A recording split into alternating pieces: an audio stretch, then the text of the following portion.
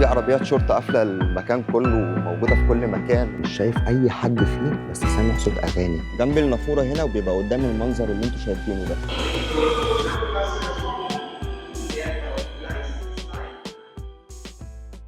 انا وصلت دلوقتي يا شباب محطة القطر، هخرج بقى بره نتجول في المدينة هنشوف ايه سوا ان شاء الله مع بعض. نتمشى هناك ونشوف الشوارع والاجواء هناك عاملة ازاي دلوقتي. مباني كتير حكومية هنا في ألمانيا شكلها بيبقى شكل أثري زي المنظر اللي انتوا شايفينه ورايا ده كده. عايز اخدكم بقى ونروح هناك. هنا في الممر اللي هناك ده، في مكان تقليدي قديم جميل جدا. تعالوا نروح نتفرج عليه سوا.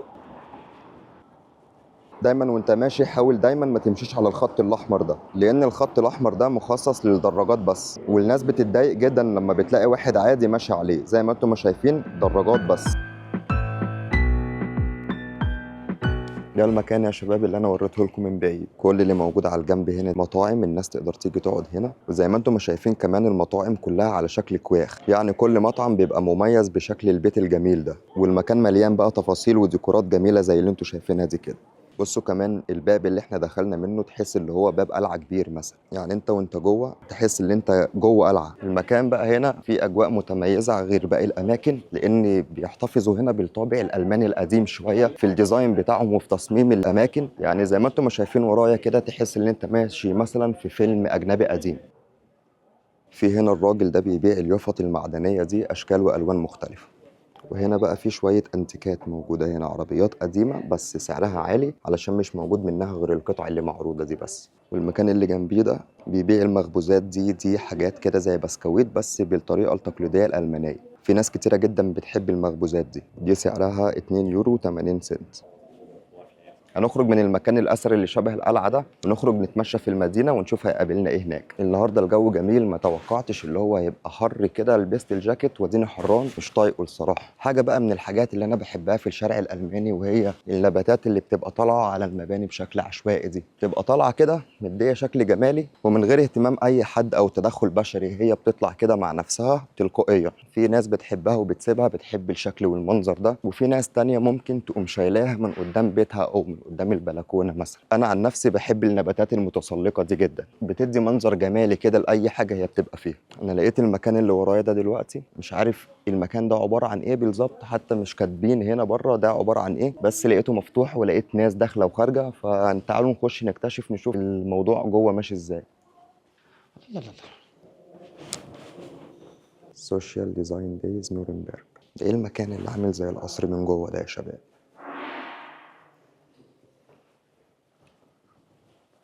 ألمانيا كده دايما غريبة، فيها أماكن تخش ما تعرفش المكان ده عبارة عن إيه. كل اللي أنا شايفه حيطة مرسوم عليها جرافيتي، بس مش عارف إيه الغرض من كده. حاول أخش أتعمق وأكتشف في المكان أكتر، نشوف يا ترى هنشوف إيه. إيه ده يا شباب؟ ده في سلم بيطلع لفوق وفي سلم بينزل لتحت. وفي المكان ده ننزل تحت ولا نطلع فوق؟ تعالى نطلع فوق نشوف هيقابلنا إيه. طول ما أنا ماشي بقى حاجات عمالة تنور، سنسورات عمالة تشتغل. بعدين طالع الدور اللي فوق، في دور تاني مش عارف يا ترى في ايه فوق. في هنا اوراق ومستندات وملفات مش عارف بتاعت ايه دي، وازاي المكان ده متساب مفتوح كده. لازم يا شباب. ايه ده؟ وصلنا القمة يا شباب، وصلنا القمة كده خلاص. ده السطح ده كده مفيش حاجة تاني خلاص كده. برضو معرفناش المكان ده عبارة عن ايه. هننزل تاني بقى. مكتوب احترس انا نايم هنا، مرسوم صورة الكلب ده. اسمها لينا الكلبة دي، يعني هنا المفروض ان في كلبة نايمة جوه هنا اسمها لينا. لينا شكلها هنا اهي.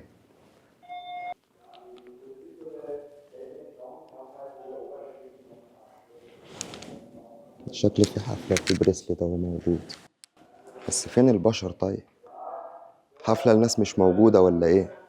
ايه ده يا شباب؟ ده المدخل من هناك اهو. الباب اللي هناك ده المدخل الرئيسي، والناس بتخش بتدفع تيكت او بتعمل حاجة هنا وبتخش جوه. انا دخلت من الباب اللي ورا يا شباب، لا بيا ولا عليا. دخلت من الباب ده، تقريبا ده باب الخروج للناس اللي موجودة هنا. انا دخلت من هنا، لا معايا تيكت ولا معايا حاجة ومش عارف. يلا نطلع بقى نستكشف يا ترى في ايه فوق.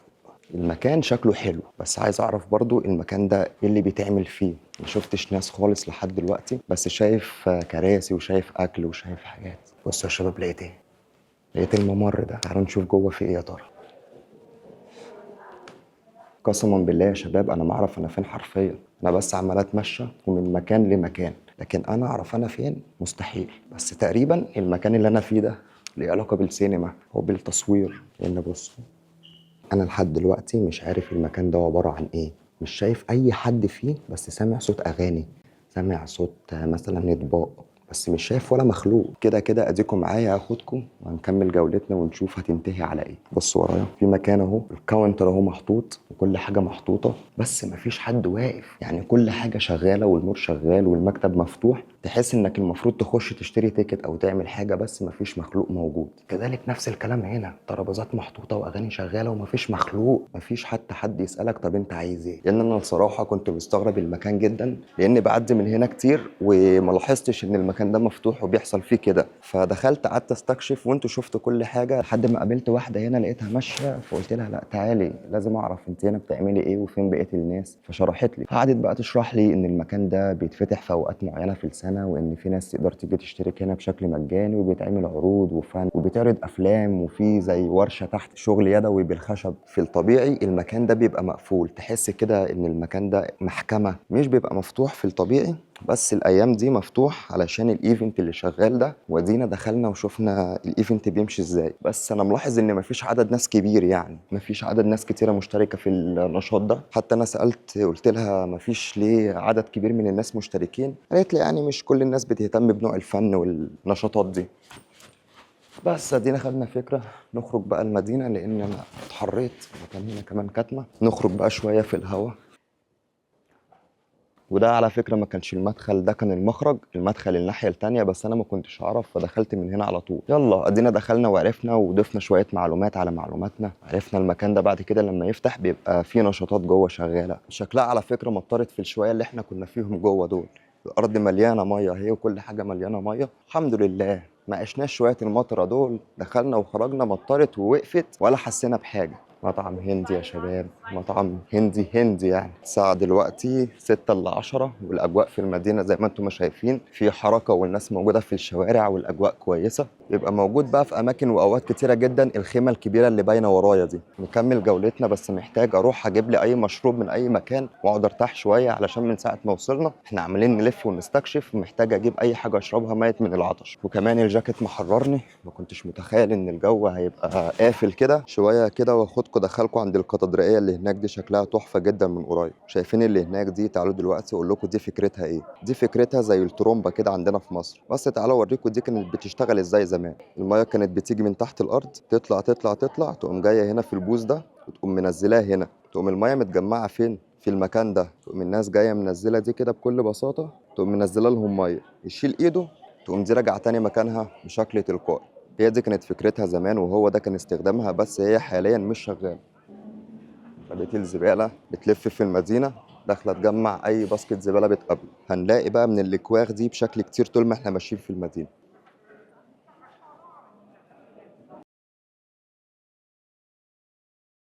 شايفين يا شباب الكرة اللي محطوطة هناك دي؟ الكرة دي حد شاريها بيبقى جواها أكل للعصافير، بيحطها كده في أي مكان والعصافير تيجي تاكل منها. معروف إن الألمان بيحبوا الحاجات دي جدا، بيهتموا بالكائنات الحية جدا. في مظاهرة شغالة، في واحد مبدع في المايك. تعالوا يا شباب نفرجكم. Solidarität. Ja, liebe Leute, es gibt ja in unserer Zeit eine rigorose Begriffsverwirrung. Und die wird von der Bundesregierung und den Geheimdiensten, also المظاهرة دي علشان الناس معترضين على الأوضاع الحالية في ألمانيا. وربنا معاه. الساعة كام دلوقتي؟ لسه قدامنا وقت، لسه ما جاتش الساعة 8. ايه رأيكم لو اخدكم نخش كده نتفرج على اللبس شوية، نشوف الأسعار والموديلات اللي موجودة دلوقتي نظامها ايه؟ يلا نبتدي بأول واحد اهو، نبتدي ب H&M. أول واحد اهو قدامي. تعالوا بقى نخش ناخد جولة جوه. تعالوا نطلع احنا بقى القسم اللي فوق بتاع الشباب، الحاجات بتاعتنا، ناخد فكرة ونشوف الأسعار عاملة كام. في أول تي شيرت ده سعره 9 يورو. في الهودي ده سعره 29 يورو. في البنطلون ده الخامة دي نازل موضة السنة دي، سعره عامل 29 يورو. في كمان القطاية دي سعرها عامل 13 يورو، 12 يورو 99 سنت. هنا القسم ده للشباب الرياضيين، فيه حاجات كتيرة جدا للجيم. كمان التيشيرت ده سعره 14 يورو 99 سنت، يعني 15 يورو. في الشميز ده سعره عامل 24 يورو. في كمان الجاكيت ده سعره عامل 69 يورو، يعني 70 يورو. لو حد يا شباب عايز يعرف اسعار حاجه معينه يكتبها لي تحت في التعليقات، ونطلع كده سوا في يوم نشوف اسعار كل الحاجات اللي انتوا كتبتوها في التعليقات بتكون عامله كام هنا. نغير بقى المكان ونخرج من هنا نشوف هيقابلنا ايه تاني. خرجنا على طول، اول لما طلعنا بره مش عارف سامعين اللي انا سامعه ولا لا، بس هنقابل دلوقتي مواهب الشارع الالماني. الحاج قاعد مبدع، تعالوا دلوقتي نتفرج ونشوف الحاج بيعمل ايه. اقلع كده يا حاج، يلا وريهم.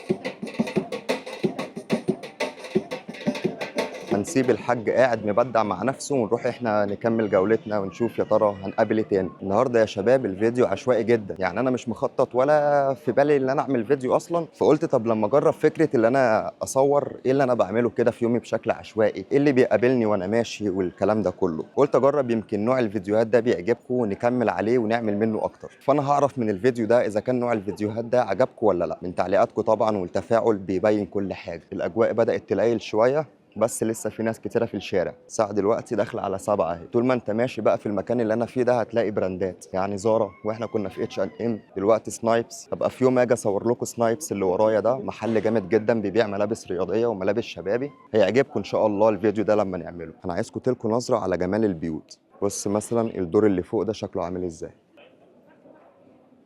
كل المباني بقى بنفس الشكل الجميل ده.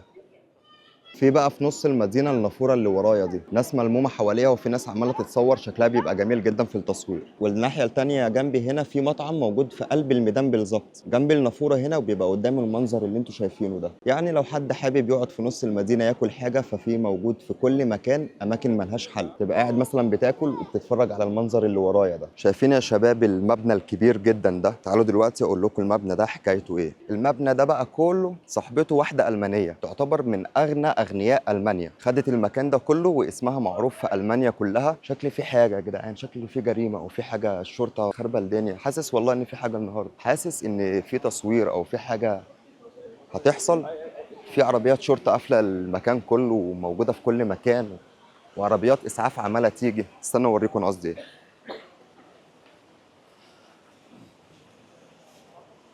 دي عربيه شرطه اللي واقفه دي، عربيات الشرطه هناك اهي.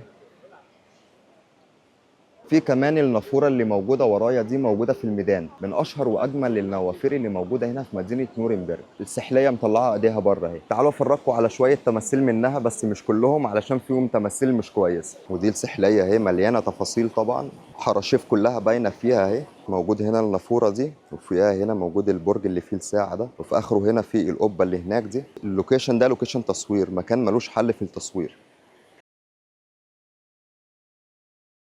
شايفين البرج ده يا شباب؟ ننزل تحت كده هنلاقي ان البرج ده مدخل لمحطة القطر، طالع كده في نص المدينة. موجود هنا علامة الاو اهي، اوبان.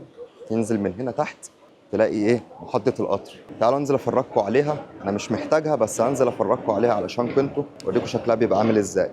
موجودة كده في نص المدينة، انت كده خلاص نزلت المدينة وراك، انت كده نزلت بقيت في مكان تاني. دي المكنه اللي انت بتقدر تشتري منها التيكت، تذكره القطر يعني. بتيجي هنا بتشوف المكان اللي انت رايحه وبتحط الفلوس هنا، والتيكت بينزل لك من تحت هنا. تاخد التيكت بتاعك وتقوم نازل تحت مكمل طريقك عند رصيف القطر.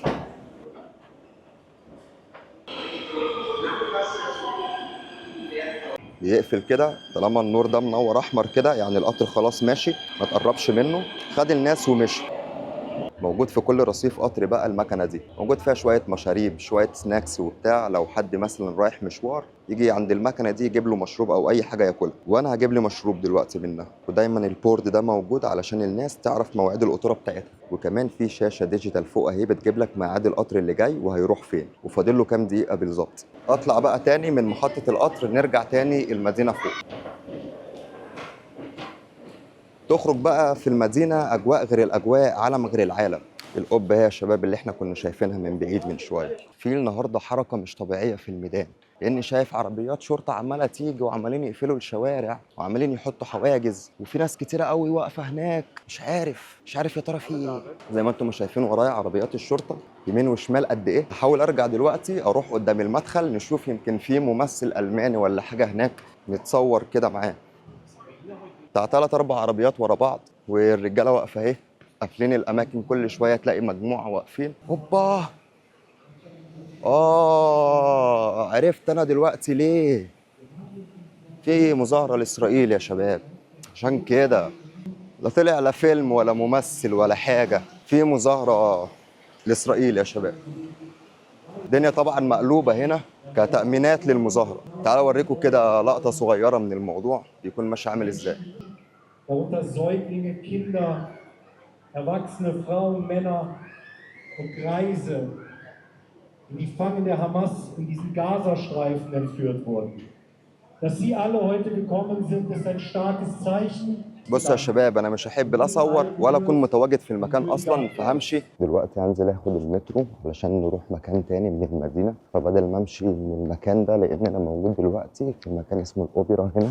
القطر ده يا شباب من غير سواق، لو انتوا واخدين بالكم هنا قدام مفيش سواق فاضي، هو بيمشي بشكل اوتوماتيك. استنى انا المترو بتاعي يجي، لان انا بتاعي اللي هو الاو دراي اللي هو الاو 3 ده لسه فاضل له دقيقتين ويكون وصل، فنقف نستنى الدقيقتين دول وناخده ونروح سوا. ساتر ساتر يا رب، كلبة كانت هتعضني يا عم. هو ده يا شباب او دراي اللي انا عايزه، يبقى مكتوب عليه او دراي من قدام. وصلنا خلاص المحطة اللي احنا عايزينها. انا دلوقتي في الهاوبت بانهوف اللي هي المحطة الرئيسية. هروح اشوف حاجة اكلها علشان طول النهار كنت بره، وبعد كده هاخد القطر وارجع على المدينة اللي انا عايش فيها. دي يا شباب المحطة الرئيسية. يبقى موجود بقى مطاعم، اماكن بتبيع شوية ملابس، اماكن بتبيع مشاريب، مأكولات. هاخدكم جولة سريعة كده نتفرج على الحاجات اللي موجودة هنا. هنطلع بقى فوق لان احنا كنا جايين بالقبان فكنا تحت. هنطلع دلوقتي فوق للمحطة الرئيسية. كل ده جوه المحطة الرئيسية يعتبر، بس هنطلع فوق خالص مع سوى الارض، لان المترو دايما بيبقى تحت الارض. موجود في المحطة الرئيسية لما بتوصل دايما مطاعم كبيرة زي المطعم اللي ورايا ده كده، وكمان مخابز يعني اماكن بتقدم مخبوزات. دايما المحطات الرئيسية بتبقى مليانة من المنتجات والحاجات اللي بتتباع، علشان هم بيبقوا عارفين ان في سياح كتير رايحين جايين، فبيحاولوا على قد ما يقدروا اللي هم يوفروا لهم كل حاجه هم عايزينها. الشاشه الزرقاء اللي فوق دي اللي انتم شايفينها بيبقى موجود عليها كل مواعيد القطورة، والمكان اللي تحت ده مخصص للاستفسارات. لو اي حد عنده اي مشكله او عنده اي سؤال بيقدر يجي تحت الشاشه. المكان اللي موجود هناك ده مخصص لكده.